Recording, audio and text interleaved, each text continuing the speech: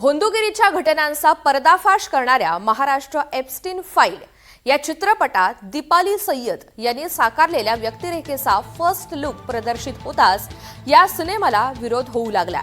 महाराष्ट्र राज्य महिला आयोगाच्या माजी अध्यक्षा रुपाली चाकणकर यांनी या सिनेमाला 25 कोटी रुपयांच्या मानहानीच्या दाव्याची नोटीस पाठवली आहे। यावर दीपाली आणि त्यांच्या चित्रपटाच्या टीमने आपली भूमिका स्पष्ट केली।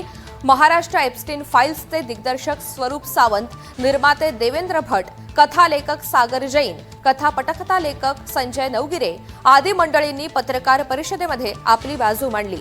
या चित्रपटात प्रमुख भूमिका साकारणाऱ्या दीपाली व्हिडिओ कॉन्फरन्सिंगद्वारे सहभागी झालेल्या होत्या।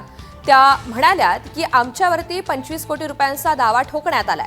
दावा करणाऱ्यांवर मला हसू येतं, कारण हा सिनेमा कुणाचाही जीवनपट नाही, कोणत्याही व्यक्तीच्या नावाचा वापर करण्यात आलेला नाही। हा चित्रपट केवळ महाराष्ट्रामधील भोंदूगिरीवरती आधारलेला आहे। या भोंदूगिरीला फसून कित्येक महिलांचे संसार उद्ध्वस्त झाले आणि त्यावर या चित्रपटाद्वारे प्रकाशझोत टाकला जातोय।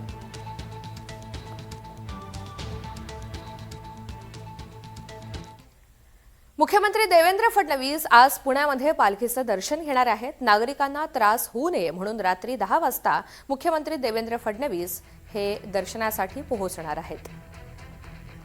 सध्या पुण्यामध्ये पालखीचा मुक्काम आहे आणि त्याचमुळे मुख्यमंत्री देवेंद्र फडणवीस पुण्यामध्ये जाऊन पालखीचं दर्शन घेणार आहेत। मात्र या दौऱ्यादरम्यान नागरिकांना कोणत्याही स्वरूपाचा त्रास होऊ नये म्हणून रात्री 10 वाजता मुख्यमंत्री देवेंद्र फडणवीस पालखीचं दर्शन घेण्यासाठी पोहोचतील।